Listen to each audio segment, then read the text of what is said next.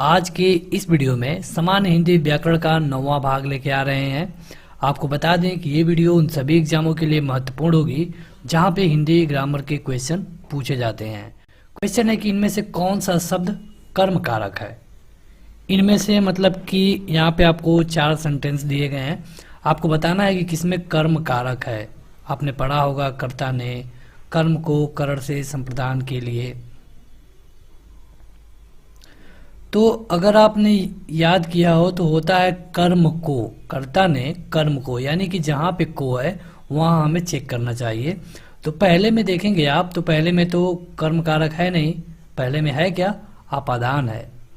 अपादान क्यों? क्योंकि यहाँ पे अलग होने वाली बात की गई है। दूसरा है कि मैंने हरि को बुलाया, मैंने हरि को बुलाया, तो इसमें कर्म कारक है, यानी कि इस क्वेश्चन का सही उत्तर होगा ऑप्शन नंबर बी। तीसरा ऑप्शन चेक कर लेते हैं, लड़का पेड़ से गिरा, ये भी अपादान है क्योंकि इसमें भी अलग होने वाली बात है। और चौथा है कि हरि मोहन को रुपए देता है, तो ये हो जाएगा संप्रदान। यहाँ पे भी को है लेकिन ये संप्रदान के लिए है, मतलब हरि मोहन के लिए रुपए देता है, यानी कि इस क्वेश्चन के हिसाब से आपका सही उत्तर है ऑप्शन नंबर बी।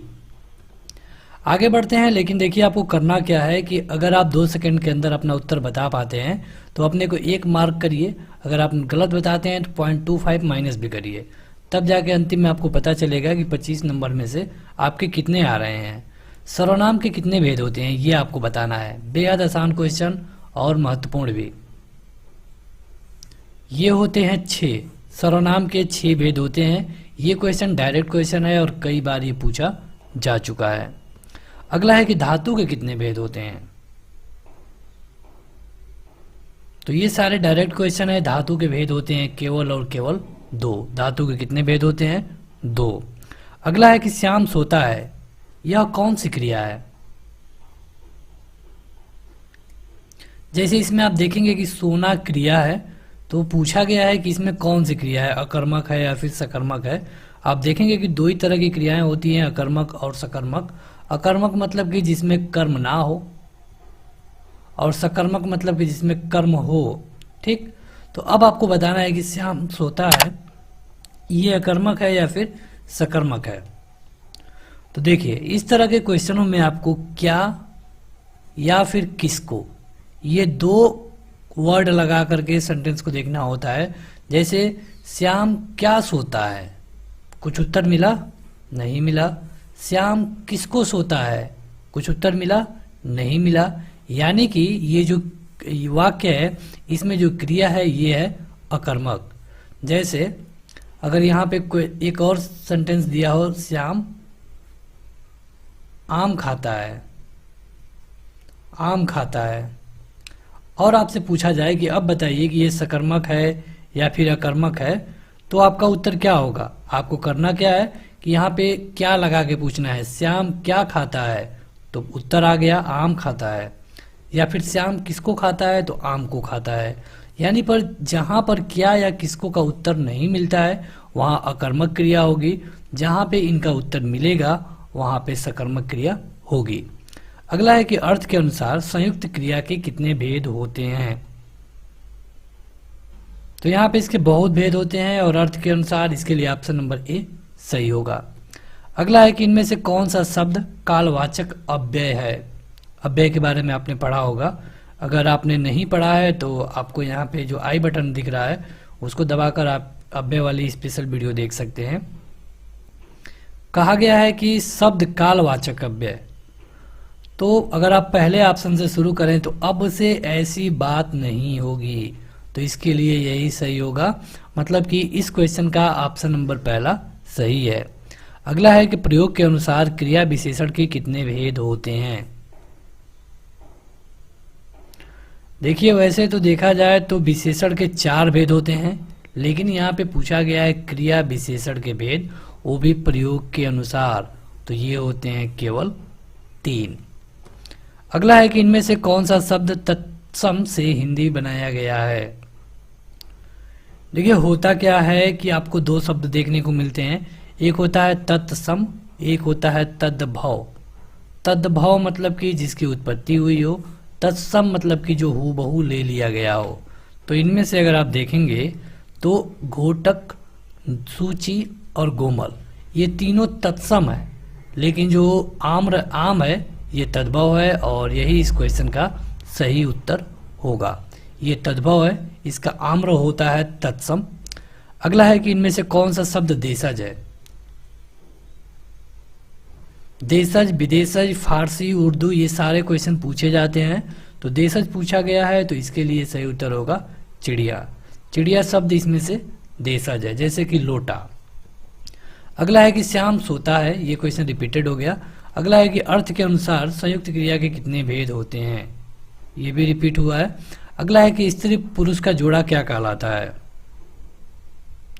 स्त्री पुरुष का जोड़ा, तो इसे हम कहते हैं दंपत्ति। स्त्री और पुरुष के जोड़े को हम कहते हैं एक शब्द में दंपत्ति। अगला है कि जहां लोगों का मिलन हो उसे क्या कहेंगे। तो जहां पे नदियों का मिलन होता है, खास करके आप प्रयागराज उत्तर प्रदेश में देखेंगे, तो वहां पे गंगा, यमुना और सरस्वती हैं, तो उसे हम संगम कहते हैं। लेकिन जहां पे लोगों का मिलन होगा उसे हम सम्मेलन कहेंगे। आपने देखा होगा कई क्वेश्चन पूछे जाते हैं अनेक शब्दों के लिए एक शब्द। तो अगला है कि चोर का पर्यायवाची कौन है। पर्यायवाची भी पूछा जाता है हिंदी में, तो इसमें पूछा गया है चोर का पर्यायवाची बताइए। तो चोर का पर्यायवाची होता है मोसक। मोसक होता है चोर का पर्यायवाची। चलिए आगे बढ़ते हैं, लेकिन आप हमें कमेंट करके बताइए कारक कितना प्रकार का होता है, कारक के कितने भेद हैं, ये आप हमें कमेंट करके बताइएगा। अगला है कि इनमें से हवा का पर्यायवाची कौन है। हवा का, तो धीर नहीं है, तनुज नहीं है, बयार इसके लिए सही उत्तर होगा। हवा का पर्यायवाची मतलब कि सेम अर्थ वाला शब्द है बयार। अगला है कान कतरना, यह एक मुहावरा है। कान कतरना, तो आप बताइए कि इसका शाब्दिक अर्थ क्या होता है। तो ये होता है बहुत चालाक होना। यहाँ पे हम 2 सेकंड रुक रहे हैं ताकि आप अपना उत्तर दे पाएं, क्योंकि अगर हम तुरंत उत्तर दे देंगे और आप उसी तरह देख के चले जाएंगे तो आपको ये वीडियो उतनी फ़ायदा नहीं करेगी। लेकिन अगर आप ट्राई करते हैं और आपका सही होता है तो और अच्छा होगा, गलत होता है तो आप उसे सुधार करेंगे, तो हो सके कि वो क्वेश्चन आपको कुछ दिनों तक याद रहेगा। अगला है कि अपना किया पाना, यह एक मुहावरा है, इसका अर्थ क्या होगा। अपना किया पाना बेहद आसान है, कर्म का फल भोगना। लोग कहते हैं कि आप अपना ही किया पाएंगे, यानी कि आप अपने कर्म का ही फल भोगेंगे। अगला है कि स्वार्थी होना, यह एक मुहावरा है, बताइए इसका अर्थ क्या होगा।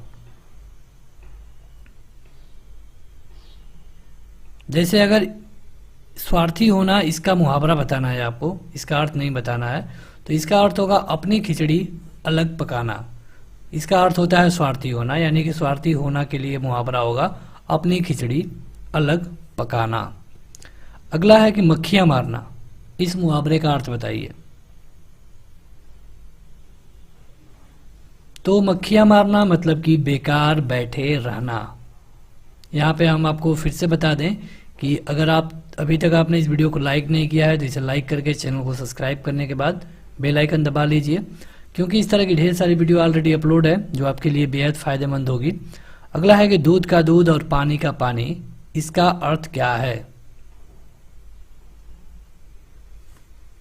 तो इसका है सही निर्णय। जैसे कोई भी आदमी कहता है कि चलो यहाँ ये करो, अभी दूध का दूध और पानी का पानी हो जाएगा, यानी कि सही निर्णय हो जाएगा। अगला है कि आत्मा का विपरीतार्थक शब्द बताइए, यानी कि विलोम कह सकते हैं आप। अभी आपने समानार्थी देखा, फिर पर्यायवाची, अब आपको बताना है विपरीत अर्थक मतलब कि विलोम। तो आत्मा का होगा अनात्मा, आत्मा का होगा अनात्मा। अगला कि तरुण का विपरीत अर्थ बताइए। तरुण का, तरुण मतलब होता है नौजवान, या फिर आप जवान भी बोल सकते हैं। तो इसका विपरीत अर्थ होगा वृद्ध मतलब कि बुजुर्ग, बूढ़ा। इनमें से कौन सा विपरीतार्थक शब्द है पतझड़ का, मतलब कि पतझड़ का विपरीत कौन होगा ये आपको बताना है। पतझड़ में होता क्या है, सभी पत्तियां गिर जाती हैं। तो बसंत में क्या होता है, सभी नई नई पत्तियां आती हैं, यानी कि बसंत का विलोम पतझड़ है या फिर पतझड़ का विलोम बसंत है। आगे बढ़े तो अगला है कि इनमें से कौन सा युग्म सही है। मतलब कि एक ही चीज लिखा गया है दोनों तरफ, तो कौन सही है। तो यह है उपकार। उपकार मतलब कि भलाई करना। उपकार मतलब कि भलाई करना। अगला है कि इनमें कौन सा युग्म गलत है। तो नगर को शहर कहते हैं, नशा को मद कहते हैं, नारी को स्त्री भी कहते हैं, लेकिन निशान को, इस वाले निशान को चिन्ह नहीं कहते हैं, वो बड़ा सा होता है। तो इसके लिए सही उत्तर होगा ऑप्शन नंबर डी। तो बस आज के इस वीडियो में इतना ही। आप इस वीडियो को सबसे पहले लाइक करिए और चैनल को सब्सक्राइब करने के बाद बेल आइकन जरूर दबा लें। आप हमें कमेंट करके बताइए कि आपने कुल कितना क्वेश्चन सही किया और आपको यह वीडियो कैसी लगी। तो आज के इस वीडियो में इतना ही। Thank you. इस वीडियो को लाइक करने के साथ चैनल को जरूर सब्सक्राइब करें, उसके बाद बेल आइकन दबाएं, उसमें ऑल सेलेक्ट करें इसी तरह की बेहतरीन वीडियो सबसे पहले पाने के लिए।